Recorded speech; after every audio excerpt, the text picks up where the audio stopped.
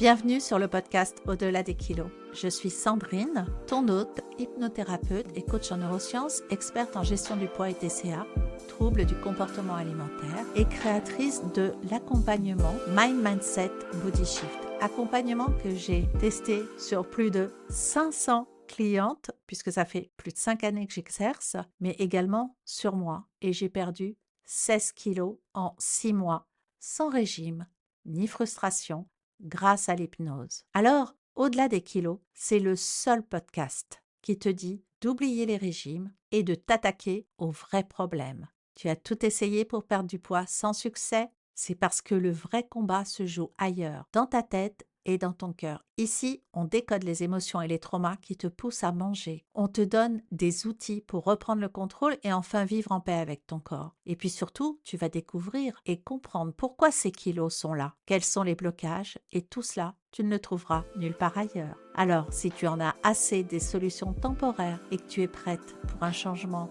radical et durable, clique sur s'abonner au podcast et on embarque ensemble pour une aventure qui va bien au-delà de ce que t'indique ta balance. On se retrouve tout de suite pour l'épisode du jour.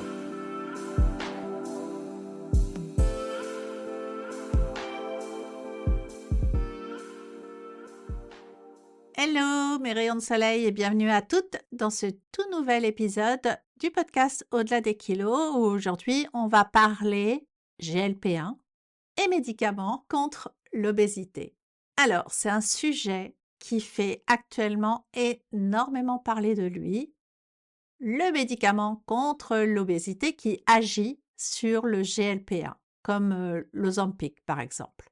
Ce traitement révolutionnaire suscite beaucoup d'intérêt, mais aussi pas mal de questions. Quels sont les avantages? Quels sont les risques associés? Comment fonctionne-t-il réellement? Et que signifie-t-il pour les personnes qui les utilisent? Alors, on va voir tout cela en détail dans cet épisode en nous appuyant sur les dernières études scientifiques. Depuis quelques années, les médicaments agissant sur le récepteur GLP-1 comme l'Ozempic sont devenus de plus en plus populaires pour la gestion de l'obésité. À l'origine, ces médicaments ont été développés pour le traitement du diabète de type 2, mais les chercheurs ont rapidement découvert leur potentiel pour aider à perdre du poids. Le GLP-1, cette molécule dont on entend partout parler, c'est en fait le glucagon-like peptide 1. C'est une hormone naturellement produite par le corps en réponse à l'ingestion d'aliments. Donc en fait, en gros, dès qu'on mange, eh bien on va produire du GLP-1. Cette hormone joue un rôle clé dans la régulation de la glycémie en stimulant la sécrétion d'insuline, en inhibant la libération de glucagon et en ralentissant la vidange gastrique. Donc du coup, ça va augmenter la satiété puisque la vidange gastrique va se faire moins vite et bien on va ressentir une sensation de satiété beaucoup plus rapidement. Les premières recherches sur les analogues du GLP-1 ont montré qu'ils pouvaient non seulement aider à contrôler la glycémie, mais aussi entraîner une perte de poids significative. Le succès commercial de ces médicaments a été extrêmement rapide, voire fulgurant, en partie grâce aux campagnes de marketing, bien sûr, mais aussi en raison de la forte demande de traitements efficaces pour l'obésité. Une condition quand même qui touche des millions de personnes dans le monde et qui est associée aussi à de nombreuses complications de santé. C'est quand même pas pour rien si à un moment donné, on peut passer au stade obésité morbide. Ça veut dire qu'on est quand même en danger de mort. Alors, on va parler du phénomène Ozempic. L'Ozempic, qui contient du sémaglutide, est devenu l'un des médicaments les plus médiatisés pour perdre du poids. Bien que destiné initialement aux patients diabétiques, son utilisation hors AMM, en fait hors autorisation de mise sur le marché, pour la perte de poids, a explosé. Des célébrités comme Oprah Winfrey s'est quand même vanté d'utiliser l'Ozempic. Des influenceuses comme les Kardashians. Tout ça, ça a vraiment contribué à sa popularité, créant une vraie tendance autour de ce médicament. Cependant, cette popularité, elle s'accompagne de préoccupations éthiques et médicales. De nombreux experts mettent en garde contre l'utilisation de ces médicaments par des personnes qui ne souffrent pas d'obésité sévère ou de diabète, en soulignant que leur utilisation doit être réservée à celles qui en ont réellement besoin. Alors maintenant, on va parler des avantages et des inconvénients des médicaments GLP-1. Comme tout traitement médical, les médicaments GLP-1 présentent des avantages et des inconvénients.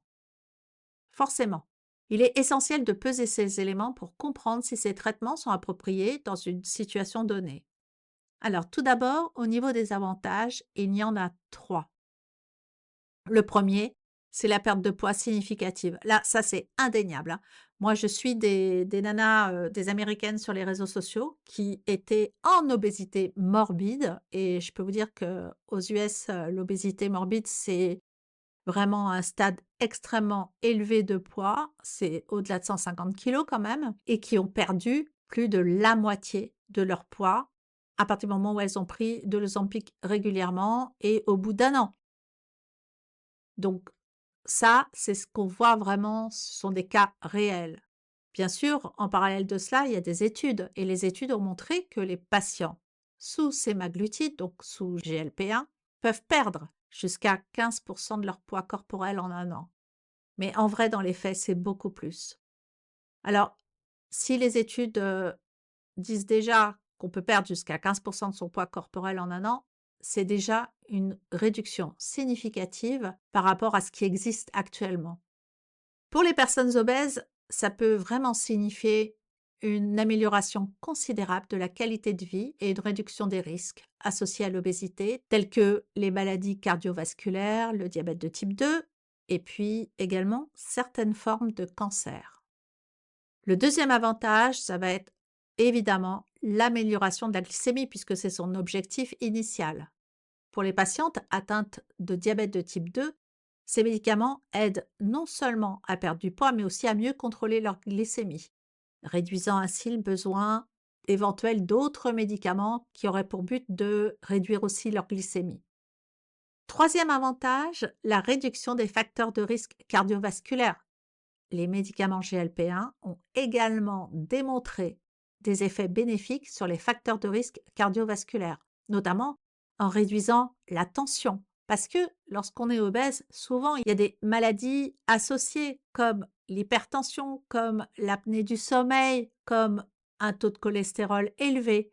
Et c'est vrai que là, non seulement on va réduire la tension, mais aussi les taux de cholestérol, ce qui peut vraiment potentiellement prolonger la vie des patients obèses ou diabétiques.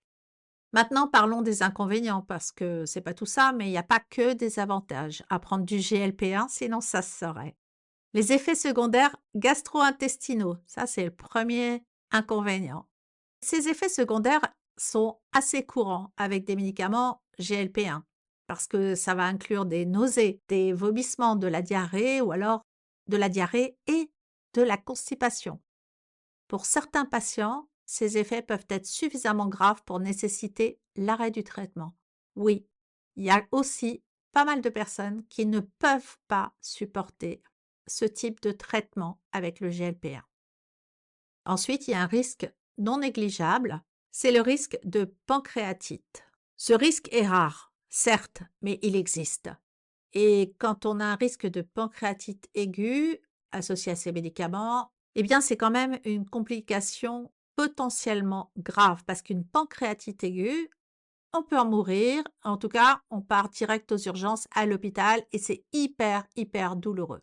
Troisième inconvénient, le coût élevé. Le prix de ces médicaments est un obstacle pour beaucoup. Alors, aux US, en gros, tu te payes ton médicament, c'est hyper cher et tu le payes toi-même. Il n'y a pas de sécu. En France, ce médicament, il est donné vraiment à petite dose parce que justement, son coût est extrêmement élevé. Et dans la plupart des pays, alors, ce médicament n'est pas remboursé par les systèmes de santé pour la perte de poids, ce qui le rend inaccessible pour une grande partie de la population. Quatrième inconvénient, c'est l'utilisation inappropriée. L'utilisation de ce type de médicament pour la perte de poids chez des personnes qui ne sont pas obèses, qui sont simplement en surpoids léger, c'est préoccupant parce que ce type de médicament peut entraîner des déséquilibres nutritionnels et des troubles de l'alimentation. ainsi qu'un manque de disponibilité du médicament auprès des patients qui en ont réellement besoin. Parce que ça veut dire que tu vas acheter ce médicament ou te le faire prescrire alors que tu n'en as pas réellement besoin. Ça veut dire que ce médicament, comme il est coûteux, il est rare également. Donc tout le monde ne peut pas l'obtenir. Il vaut mieux réserver ce médicament aux personnes qui en ont réellement besoin. Alors maintenant, on va essayer de comprendre pourquoi ces médicaments à base de GLP-1 sont si efficaces. Et pour bien comprendre, en fait, il va falloir plonger un petit peu dans la technique, mettre les mains dans le cambouis et on va essayer, je vais essayer de vous expliquer en tout cas leur mécanisme d'action de la façon la plus simple et la plus compréhensible surtout.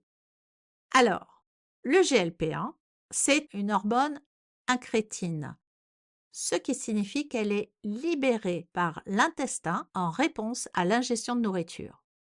Elle a plusieurs effets bénéfiques pour la régulation de la glycémie. Elle va stimuler la sécrétion d'insuline. Lorsque le GLP-1 est libéré, il stimule les cellules bêta du pancréas pour sécréter plus d'insuline en réponse à une élévation de la glycémie. Effectivement, quand tu manges par exemple des pâtes à midi, 2 heures après, tu vas avoir un pic de glycémie, mais qui va être géré naturellement par ton organisme, puisqu'à ce moment-là, ton pancréas va produire plus d'insuline pour rééquilibrer ce pic. Ensuite, le GLP-1 va permettre l'inhibition de la libération de glucagon.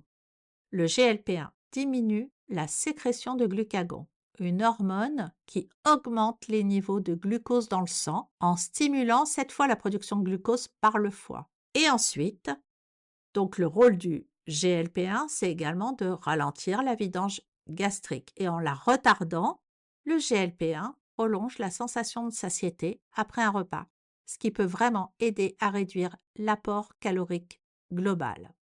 Manger à sa faim et pas manger sans faim. Alors, comme je le disais tout à l'heure en introduction, en fait, tous ces médicaments-là contre l'obésité sont des analogues du GLP-1, cette hormone-là qu'on fabrique naturellement. Ce qui signifie que ces médicaments imitent les effets de cette hormone naturelle, mais avec une durée d'action prolongée. Le sémaglutide, par exemple, ce qui est contenu dans l'Ozempic, a une demi-vie de plusieurs jours, ce qui permet une administration hebdomadaire plutôt que quotidienne. Et effectivement, en général, ça se fait par injection et c'est une fois par semaine. Alors maintenant, outre cette perte de poids fulgurante, outre la santé qui va vraiment s'améliorer, ces médicaments contenant le GLP-1 vont impacter la vie des patients, tant sur le plan physique que psychologique. Alors d'abord les transformations physiques, évidemment. Pour de nombreux patients ou patientes, la perte de poids significative induite par les médicaments GLP-1 se traduit par une amélioration marquée de leur santé physique. La réduction du poids diminue la pression sur les articulations, améliore la mobilité, et réduit tous les risques associés à l'obésité, tels que l'apnée du sommeil et les maladies cardiovasculaires. Des études ont montré que la perte de poids peut également améliorer la qualité du sommeil, augmenter l'énergie et la vitalité et même avoir un impact positif sur les niveaux de fertilité chez les femmes obèses. Ensuite, il va falloir quand même noter que la perte de poids rapide peut également avoir des conséquences psychologiques complexes. Pour certaines patientes, elle peut améliorer l'estime de soi et réduire les symptômes de dépression et d'anxiété liés à l'image corporelle. Cependant, d'autres peuvent développer une fixation malsaine sur la perte de poids, conduisant à des comportements alimentaires désordonnés. Bref, les TCA ne s'arrêtent pas forcément. De plus, la dépendance à ces médicaments pour maintenir la perte de poids, parce qu'il va falloir le prendre toute sa vie, peut être source de stress, en particulier si les patientes ne peuvent pas continuer à les utiliser sur le long terme en raison de leurs coûts ou alors de leurs effets secondaires. Alors, il y a quand même aussi quelque chose d'extrêmement bénéfique avec les médicaments GLP-1, c'est qu'ils changent également la façon dont les patients abordent leur alimentation et leur activité physique. En réduisant l'appétit et en augmentant la satiété, ils peuvent aider les patients à adopter des habitudes alimentaires plus saines sans ressentir de privation intense. Mais ça, j'avoue qu'il y a d'autres moyens d'obtenir ces mêmes bénéfices sans passer par la case médicaments. Ça, on va en parler tout à l'heure. Parce que le problème, c'est que prendre de l'Ozempic, c'est bien, ou alors n'importe quel médicament GLP-1, c'est bien pour quelqu'un qui est obèse, qui a du diabète de type 2, on est d'accord. Mais ce médicament doit être utilisé en complément d'une alimentation équilibrée et d'une activité physique régulière, et non comme une solution unique. D'autre part, les racines psychologiques qui ont poussé à la prise de poids ne sont pas du tout traitées par le médicament. Donc, attention, parce que il y a un risque toujours psychologique qui fasse que finalement, soit on arrête le médicament parce qu'on n'est pas bien, on ne peut plus guérir ses émotions avec la nourriture, donc c'est embêtant. L'avenir des médicaments GLP-1 pour le traitement de l'obésité est prometteur, mais il soulève également des questions éthiques, économiques et médicales. De toute façon, la recherche continue sur les analogues du GLP-1 et d'autres hormones incrétines pourraient conduire à des médicaments encore plus efficaces et avec moins d'effets secondaires. En fait, des combinaisons de thérapies, incluant des analogues du GLP-1 et d'autres traitements, sont également en cours d'exploration pour maximiser les bénéfices tout en minimisant les risques. Un des défis majeurs reste l'accès à ces traitements très coûteux. Actuellement, ils coûtent des centaines de millions d'euros à la Sécu. Parce que une dose d'Ozempic, mensuelle, c'est-à-dire, une dose, injectable qui contient 4 doses, donc ça veut dire pour 4 semaines, ça coûte à peu près 80 euros. Ce qu'il faut savoir, c'est que, par exemple, aux États-Unis, cette même dose coûte 963 $. Je ne sais pas si tu vois le gap de prix entre la France et les US, et c'est pas remboursé aux US, hein. Donc en France, c'est 100 remboursé si tu es en ALD diabétique, c'est-à-dire si tu es considéré comme une malade longue durée liée au diabète.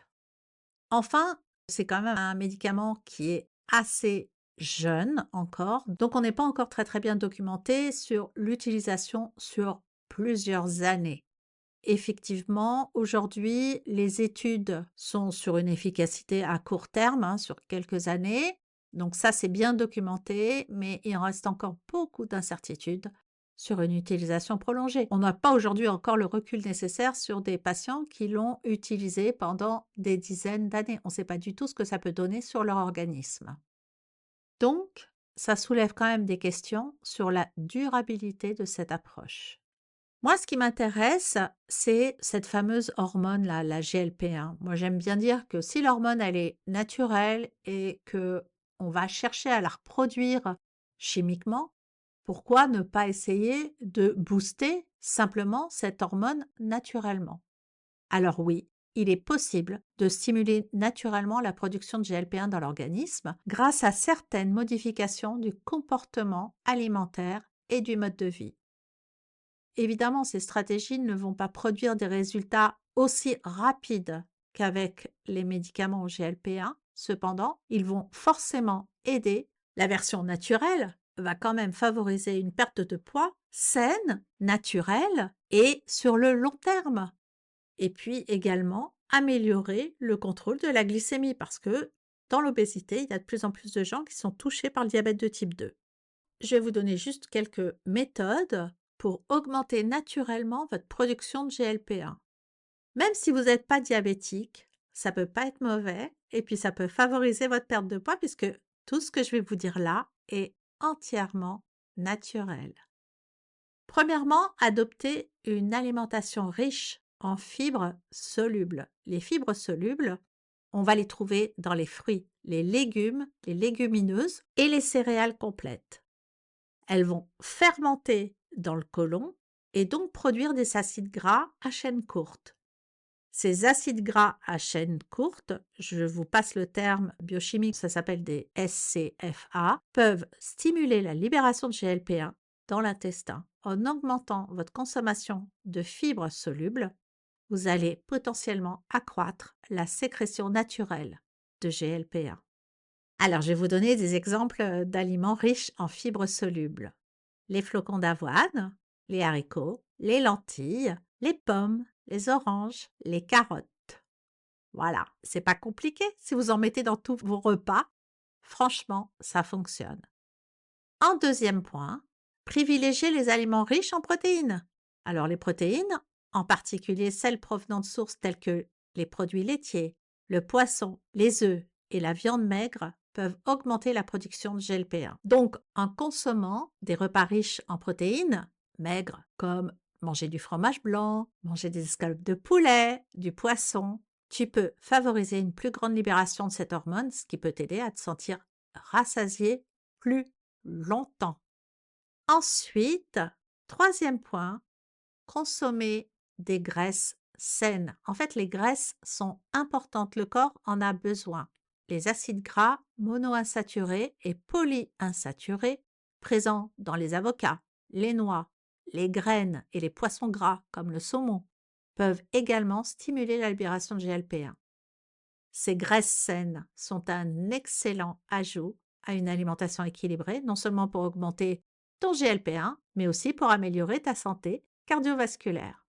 Quatrième conseil, manger lentement et bien mastiquer. Le fait de manger plus lentement et de bien mastiquer ces aliments peut prolonger le temps que la nourriture passe dans l'estomac et l'intestin. Du coup, ça va favoriser une plus grande libération de GLP-1 et cela permet également au corps de mieux réguler les signaux de satiété, ce qui peut t'aider à prévenir la suralimentation. Tu vas pas manger plus que tes besoins. Cinquième point, pratiquer une activité physique régulière. Eh bien oui, l'exercice physique, en particulier un exercice d'endurance, comme la marche rapide, la course à pied, le vélo, peut également stimuler la production de GLP-1. L'activité physique améliore la sensibilité à l'insuline et a des effets positifs sur l'ensemble du système métabolique, y compris la libération d'hormones comme la GLP-1. Sixième conseil, avoir un sommeil de qualité. Parce que oui, un sommeil de mauvaise qualité peut perturber les hormones qui régulent l'appétit. Et ça, on le sait. Quelqu'un qui dort mal prend du poids. Donc, veiller à avoir un sommeil suffisant et de bonne qualité peut t'aider à maintenir des niveaux sains de GLP-1 et à contrôler ton appétit. Des études montrent que le manque de sommeil réduit la sécrétion d'hormones de satiété et augmente la sécrétion d'hormones qui stimulent l'appétit, comme la gréline. D'ailleurs, quand tu es fatigué, est-ce que tu n'as pas plus faim? Septième conseil, réduire le stress. Alors oui, le stress chronique peut interférer avec la production d'hormones régulant l'appétit. On le sait, le stress fait grossir. Et dans ces hormones qui régulent l'appétit, eh bien, il y a le GLP-1. Alors des techniques de gestion du stress, telles que l'hypnose, la respiration profonde, la méditation, peuvent aider à normaliser la sécrétion hormonale et soutenir une production plus efficace du GLP-1. Huitième conseil, évite les aliments ultra transformés. Ça, c'est vraiment le piège. Mange du fait maison au max du maximum. Les aliments ultra transformés peuvent perturber la régulation hormonale et diminuer la production naturelle de GLP-1. En privilégiant des aliments entiers, tu vas minimiser la consommation d'aliments transformés et ça va t'aider à soutenir la fonction hormonale globale, y compris cette sécrétion de GLP-1. Alors, pour conclure, oui, les médicaments comme l'Ozempic offrent une puissante augmentation de GLP-1 pour la perte de poids et le contrôle glycémique. Ces médicaments peuvent être vraiment nécessaires et presque obligatoires à des personnes qui souffrent d'obésité et de diabète de type 2.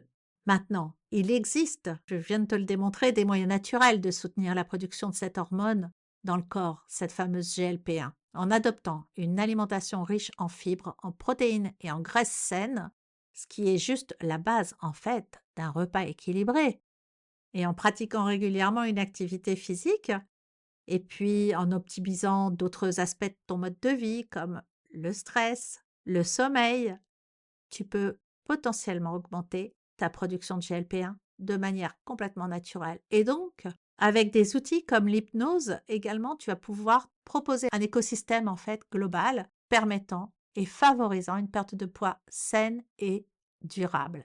Ce que je voulais dire aussi, c'est quand même, il est important de noter que là, on travaille sur les aspects mécaniques de la prise de poids, c'est-à-dire l'aspect mécanique, la physiologie, l'alimentation.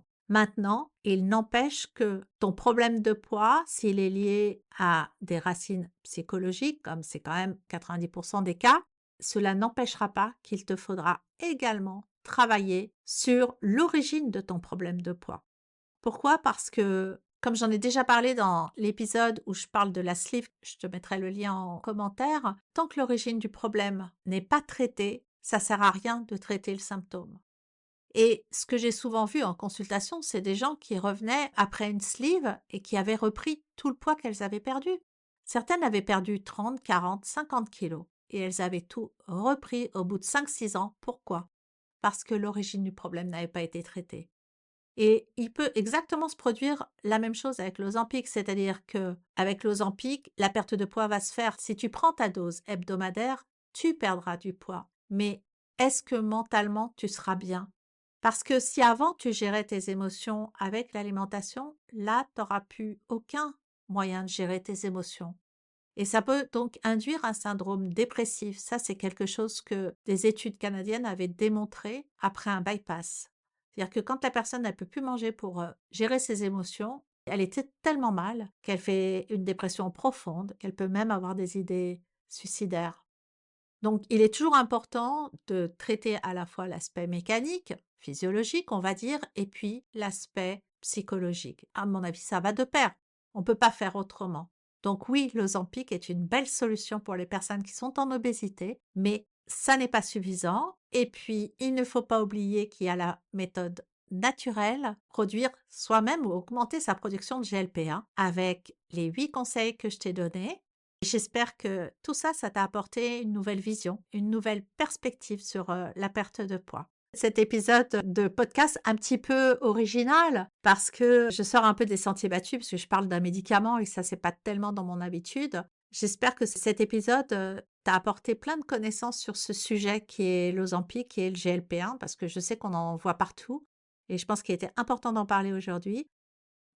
Je te remercie pour ta fidélité. N'oublie pas de t'abonner au podcast, c'est hyper important. Et puis si tu peux mettre 5 étoiles et un commentaire sur cet épisode ou sur le podcast en général, ça me permettra de monter dans les charts, d'être reconnu, d'être un peu plus écouté.